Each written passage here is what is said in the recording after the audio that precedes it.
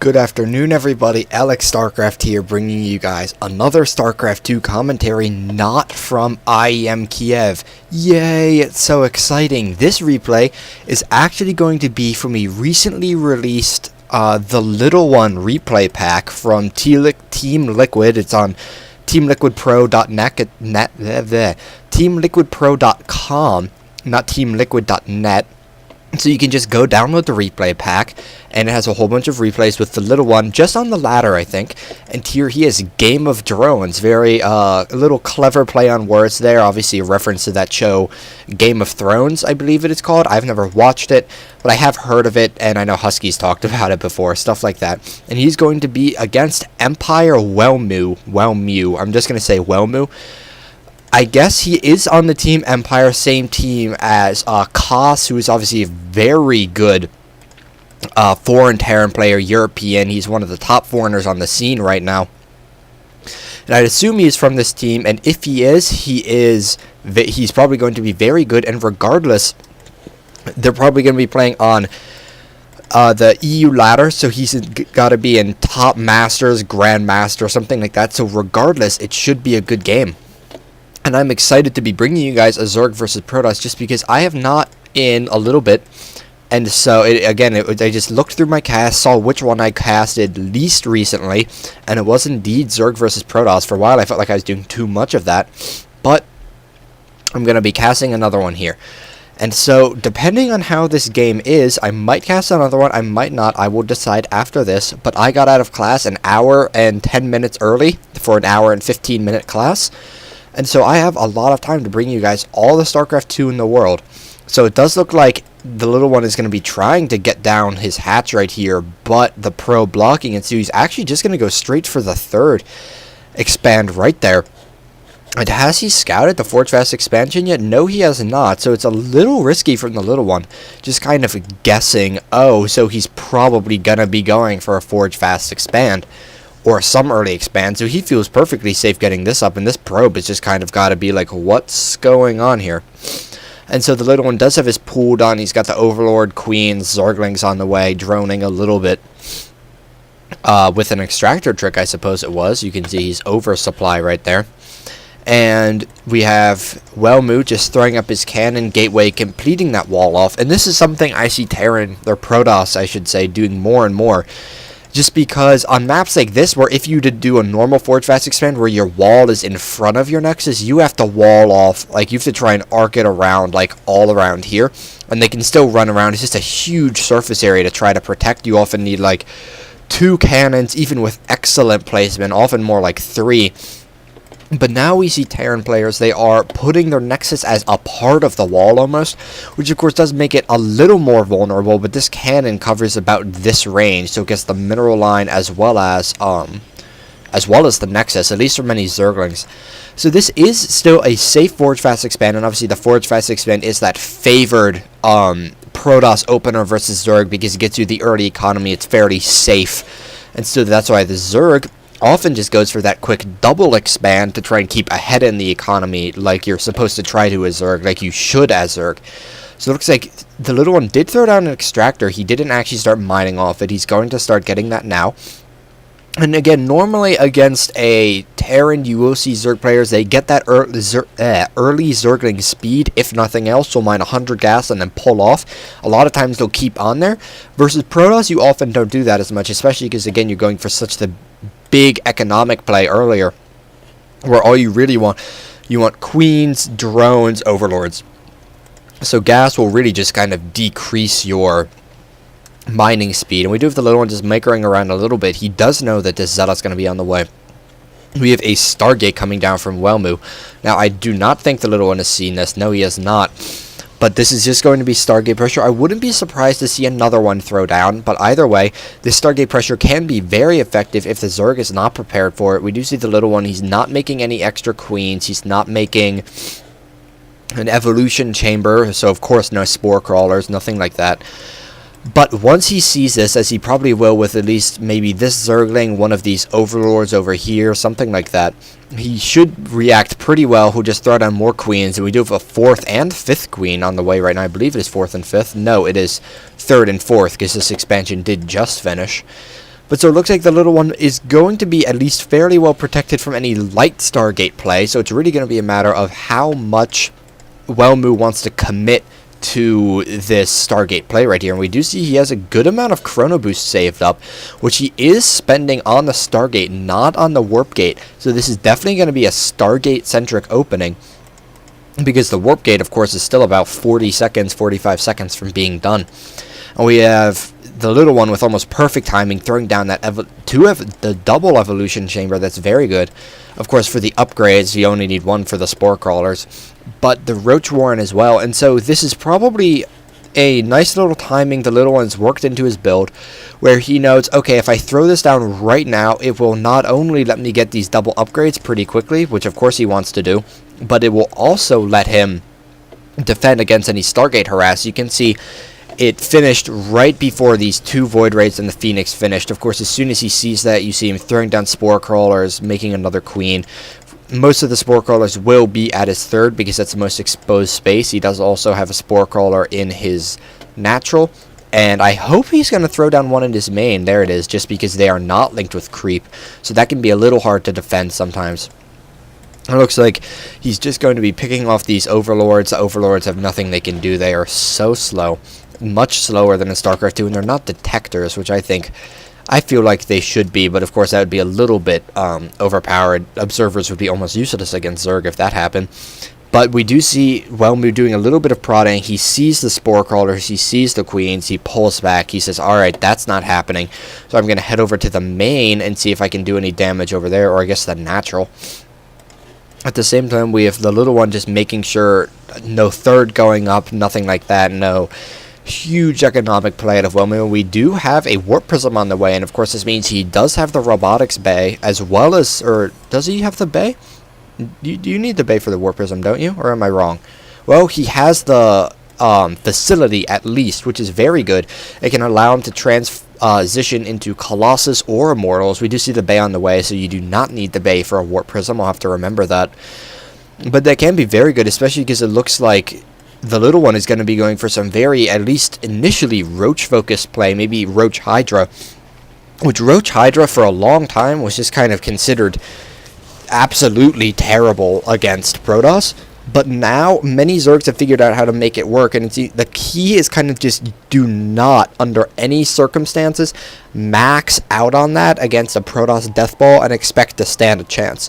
What it really is you'll use the Roach Hydra earlier, and then as the game goes on, you do huge aggression, you contain them, you expand, and then eventually you get up to the Hive Tech.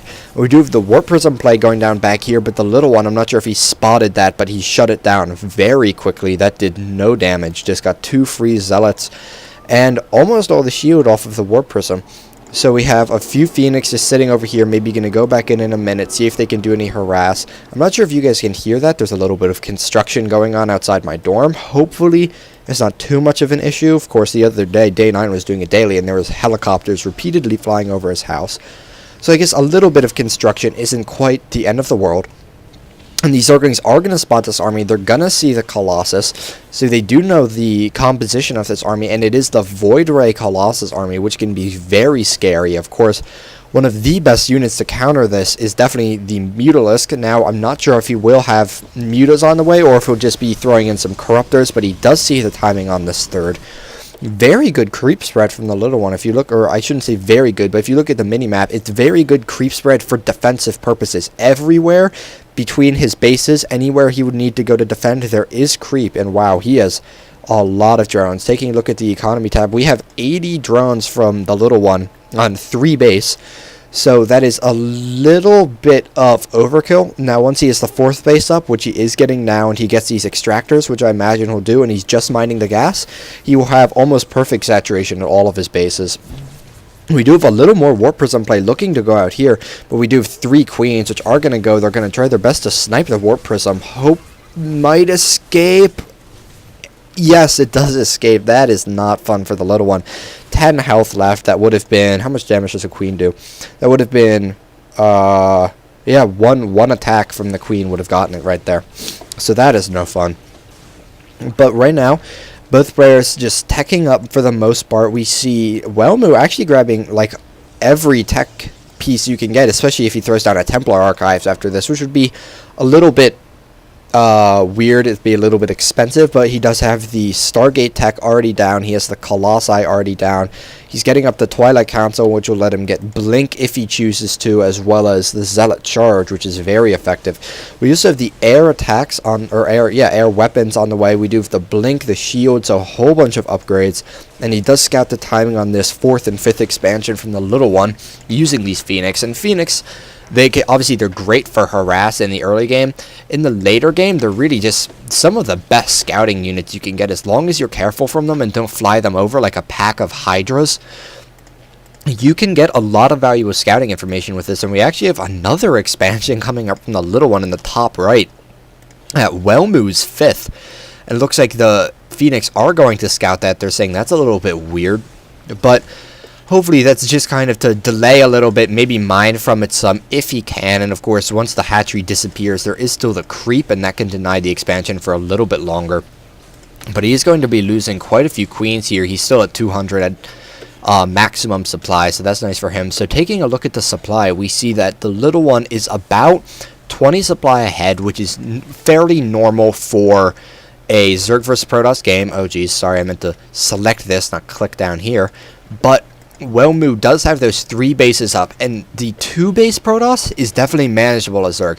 The 3 base Protoss can be very scary, but we do have a drop coming in the main with an is that an Infestor? Some Roaches, some Zerglings, and yes, indeed, an Infestor at the same time. Looks like he's getting ready to maybe poke at the 3rd if he can. He's doing as much damage. He's sniping some probes, throwing down Infested Terror, and he's going to see if he can get these pylons, which would be a very nice pickup just because these pylons are powering all of these buildings. So will he get it? Looks like no, he won't. I'm not sure exactly what he's doing, but we do Welmu pushing out across the center, pushing it towards the high yield with this Colossi Void Ray Stalker Ball. So it's not a huge one, but it is a very powerful one. We see the little one tries to engage there, and he has to immediately just run away because he cannot take that. So we do have the Greater Spire coming down from the little one, and that's really what he needs. If he can get Infestors as well as Broodlords out, that can do a whole lot of damage, and that would be very good for him. That's the ideal in this situation. Looks like he's just going to be trying to snipe some pylons and then run away as fast as he can with those Infestors. Of course, those Infestors are a lot of gas. We see 5 more on the way, as well as a Broodlord, 3 Corruptors. And I'd imagine, yeah, gas is just kind of limiting him right now, but we do have all of these geysers up in mining, so he's actually on 10 geysers right now, so his gas income is extremely high. It's over 1,000. So this is where the little one will be able to get that very scary army consisting of Infestors, Broodlords, lots of upgraded Roaches, Zerglings, stuff like that. And the Protoss can definitely become very hard-pressed to hold off okay in this situation. Now, he does have a pretty formidable army here. Let's take a look at the Units tab. We do see just the Phoenix and Warp Prism, and also 12 Stalkers, 3 Colossus, and 11 Void Rays, and that is a lot of Void Rays. And we do see the little one with the 1 Broodlord, 3 Broodlord Cocoons, 10 Infestors, 10 Corruptors. And it looks like he is going to be running over here, seeing what damage he can do to this expansion. He does snipe a lot of Photon Cannons, but the big Warping of Zealots is going to make it so he can't do any damage besides getting those cannons. Very unfortunate. He maybe would have been able to snipe some probes or even snipe the Nexus if he came just a little bit later, maybe once it had completed, or snipe the probes now. Of course, with the cannons, it's very hard because you have to tell them to either attack them or hold position. Otherwise, they'll just attack the cannon. Won't actually kill the probes. Can be very disappointing sometimes. We do have the Warp Prism coming in back here, just dropping off 2 Zealots and then making a speedy retreat. We'll have to see if these Zealots can do any work. I can't imagine they'll do too much. They're probably just going to kill a few drones. Maybe pick the ones off gas just to maybe annoy the little one a little bit. Reduces gas income by just a little because, of course, again, the Zerg just has such a huge economy at this point. Well, but we see that Protoss's mineral income is also through the roof. And, of course, Zealots, wow. Zealots with charge as well as all these upgrades. What are his upgrades looking like? Let's find a ground unit before I discuss the obvious thing happening in the production tab. He has pretty good upgrades, 1-2-1. And we have the Templar Archives going down. We also have a Fleet Beacon hit it in the back, getting the Graviton Catapult upgrade, a Mothership being made at the Nexus, and carriers being produced out of the Stargate.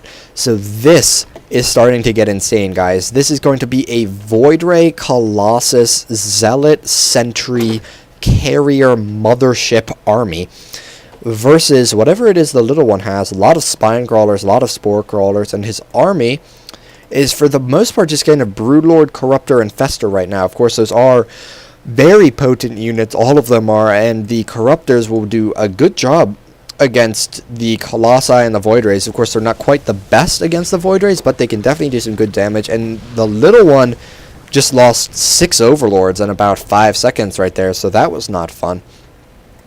But right now, I just want an engagement to happen. I want to see what happens, especially because the Protoss Air Weapons level 2 is about to finish.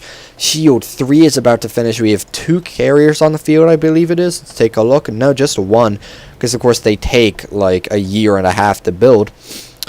So they do take a long time. I was just thinking, oh, it's in the production tab so long. I guess he's making another one now. He is chrono boosting out that +3. I would not be at all surprised. We do see him chrono boosting out that air as well. We just have a few infested Terrans sniping some pylons back here. But at this point, that little bit of harass is not going to be the most effective thing in the world. The little one, I would say, has got to be kind of worried about what's coming his way. He's not seen anything in so long, and we do see Zealots being thrown in. I would assume this is just kind of course they can do a little bit of scouting, but he's actually just killing off supply, trying to free up some supply for something like some carrier or something like that. A nice fungal, just stopping the Zealots in their tracks, stopping them from sniping any infestors, letting the Spore Crawlers get them.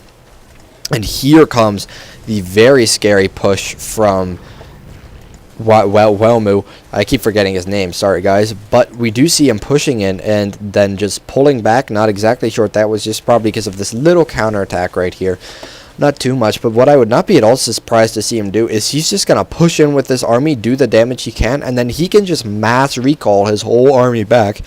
And of course that can be, oh geez, I'm sorry, that can be extremely effective harassment. And it looks like the little one is finally mined out in the main. He could probably keep 1 drone here. Mining just those extra 200-300 minerals could make a big difference, especially when, of course, your gas, you have as much gas as you do minerals, or more in this case. Looks like the Void Rays are just coming in, attacking the 3rd, and this is scary. We do see the little one bringing in his units, getting a big fungal though. Oh my gosh, if he can chain these, he's just going to kill all these Void Rays. And this, oh nope, there is that mass recall, and now the little one knows, holy crap, he has a mothership. What other things do I have to be worried about? And the main answer is carriers. We have still just 1 on the field, I think. Yeah, still just 1 on the field. But 2 more in the production tab. He did throw down another Stargate. He's got a 3rd as well. So he'll be producing them 3 carriers at a time with +3 attacks, as well as the +1 armor. Or +2 armor very soon. He's chrono boosting out the upgrades, chrono boosting the carriers.